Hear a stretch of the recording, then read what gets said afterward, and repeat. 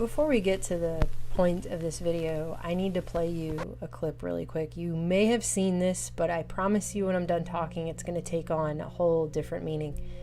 This is a report that was put out by NBC in 2007, a prediction on what things would be like in the year 2017.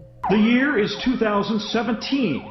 You're rushed to a hospital unconscious with no ID or medical history, but thanks to a microchip under your skin, it's all there. Science fiction 20 years ago, but a biometric reality today. So what they were talking about here is that by what is now next year, they were talking about everyone being in some form microchipped. And that microchip would be tied to all of your information, your medical information, your financial information, everything about you would be tied to this microchip.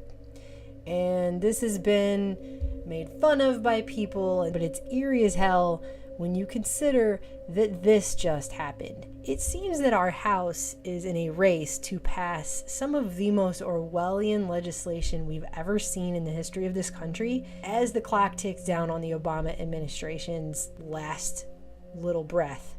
And they are just passing these things with overwhelming majorities that are insane. They're insane, okay? And this one is perhaps the most insane. In fact, when I saw this headline, no offense to this website, but when I saw the headline, I had to ask myself if it was fake news because I thought, oh, come on, there's no way they actually did that. And I had to actually go myself and look up this bill. This is not an Onion article. This is not Saturday Night Live skit. This actually really did just happen. So this is HR 4919, which is to reauthorize the Missing Alzheimer's Disease Patient Alert Program and promote initiatives that will reduce the risk of injury and death relating to the wandering characteristics of some children with autism. Now that sounds all good and fine, but this is an Orwellian human tracking program that could quickly and easily get out of control due to the vagueness with which this bill is written. And it mandates that the U.S. Attorney General award grants to law enforcement officials so those agencies can create, establish, and operate locative tracking technology programs. And the mission is to find, quote, individuals with forms of dementia, such as Alzheimer's disease, or children with developmental disabilities, such as autism, who have wandered from safe environments. And it would also require the Attorney General to consult with the Secretary of Health and Human Services, blah, blah, blah. But it's not under the Health and Human Services Department. It's under the U.S. Attorney General and the Department of Justice. If you go and look at the language that is in this bill, it is very ambiguous. If you go look up what a developmental disability is, I mean, you're talking about things like bipolar disorder, ADD, and ADHD are considered developmental disabilities, and you're going to start getting into some serious gray areas on what that means.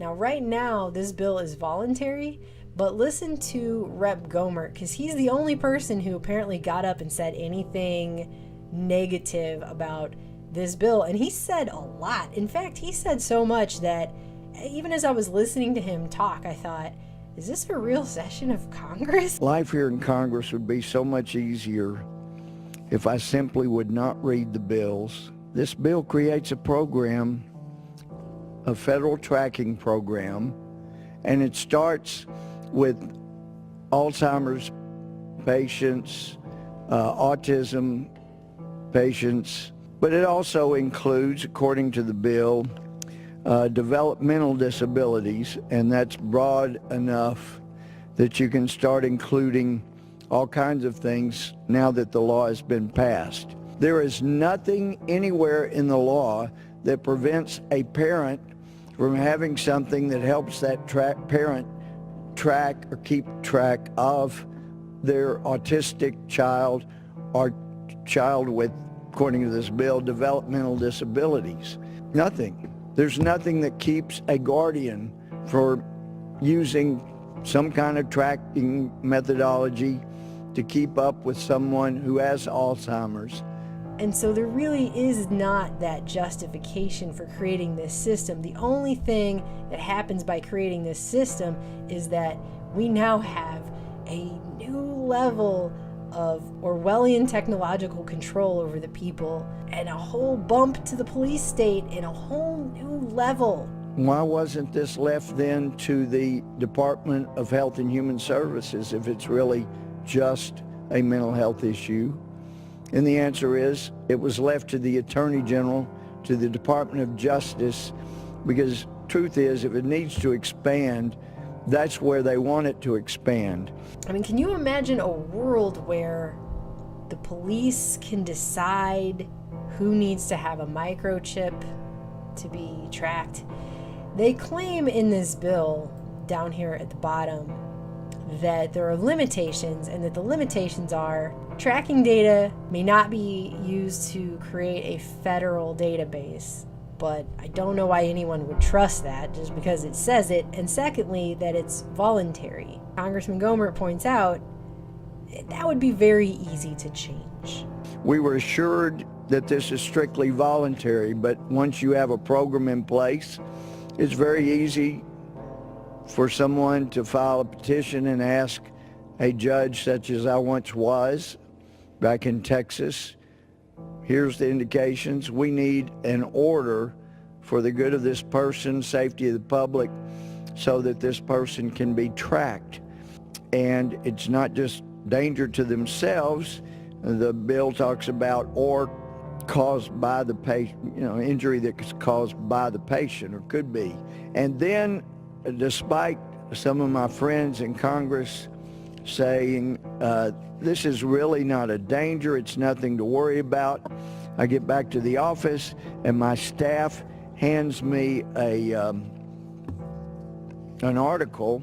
Well, now in Japan, they've come up with the best way of tracking people. It's by putting barcodes on fingers. All you need is a barcode on one finger, a barcode on one toe, and then the Japanese government will be able to accurately and adequately track people they're concerned about. So I don't think anybody needs to be worried about the government having this Orwellian program, unless perhaps they're Christian, because the Civil Rights Commission thinks that people who talk about religious freedom, religious liberty, Christians that use words like evangelical, that those are the biggest threat perhaps for hate in America. Many in the Department of Homeland Security think the biggest threat for hate crimes, for destruction and death in America are from people who are veterans that may like the idea of the Second Amendment allowing them to keep guns. Specifically when he's talking about veterans, that's because traumatic brain injury is on the list of developmental disabilities. There are people who believe the Constitution should be literally followed, and the words that the Constitution actually says should be followed.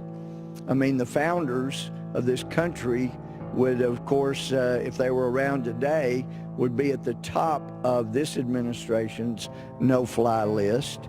You believe the Constitution should be literally followed, or you believe that you should have a right to keep and bear arms under the Second Amendment, or you believe the 10th Amendment means what it says. Anybody that believes those kind of things is really a threat. Did he really just get up and say all of that and have to get up and say that? Are we really to the point now in this country where a congressman is saying these kinds of things in front of Congress? And we are. That is the point that we're at. Anybody that believes those kind of things is really a threat, according to some in this administration and some in what has become more of a permanent government. Administrations come and go, but we've got liberals that are so tolerant they want to take away the rights of anybody with whom they disagree. The blacklist experts, they talk about blacklists of the 50s, and they go beyond anything that the 50s may have had in store. This has already had a roll call in the Senate. My understanding, I was told that in the Senate, it was likewise breezed through. Somebody went on the Senate floor, when other senators weren't there, maybe 2 people or so, and said, I ask unanimous consent that this bill be passed. Hearing no objection, so ordered. Not much of a vote. We didn't even have a hearing in committee. We didn't, where we bring witnesses, talk to experts, talk to people involved, see what the problem is, see if the cure is worse than the problem. And we didn't have that. We didn't have constitutional experts talk about the indications for our future freedom. I'm guessing this is just going to be one of those things that's quietly passed. There was really no objection to it. Gomer got up there and said all those things, and that's all good and fine, but it was after it was passed. There just was not enough attention paid to this bill, and it breaks my heart, and I'm not kidding, I'm not being sarcastic, and I'm afraid because of the bill's passage today, I'm sure the president will sign it into law. Gee, we get to track people we're concerned about in America. Maybe we'll use a barcode. If we can have the Attorney General, in his opinion, find that a subcutaneous chip implant is non-invasive, then we could do that. But maybe the barcode would be better than a chip. But anyway, we've passed the program. I really feel like we left the reservation a long time ago. You know how they use this vague language and they play these semantic games, and the little inch that the door is cracked open then gets kicked off the hinges. I just can't believe we're actually watching it happen. One day they'll be remembered as the ones who quietly pushed this bill through that allowed a federal government to begin tracking for the first time. Perhaps someday we'll have a Congress, before it's too late, that will back up and say, wait a minute, we are not going to be funding with federal taxpayer dollars a tracking system for American citizens. I can guarantee you the program will ultimately be used to involuntarily place tracking information on people. So those things are coming. People need to be aware of them. Made fun of by people, but it's eerie as hell when you consider that this just happened. It seems that our House is in a race to pass some of the most Orwellian legislation we've ever seen in the history of this country as the clock ticks down on the Obama administration's last, what is now next year. They were talking about everyone being in some form microchipped, and that microchip would be tied to all of your information, your medical information, your financial information, everything about you would be tied to this microchip. And this has been 17. The year is 2017. You're rushed to a hospital unconscious with no ID or medical history, but thanks to a microchip under your skin, it's all there. Science fiction 20 years ago, but a biometric reality today. So what they were talking about here is that before we get to the point of this video, I need to play you a clip really quick. You may have seen this, but I promise you when I'm done talking, it's going to take on a whole different meaning. This is a report that was put out by NBC in 2007, a prediction on what things would be like in the year 20 little breath. And they are just passing these things with overwhelming majorities that are insane. They're insane, okay? And this one is perhaps the most insane. In fact, when I saw this headline, no offense to this website, but when I saw the headline, I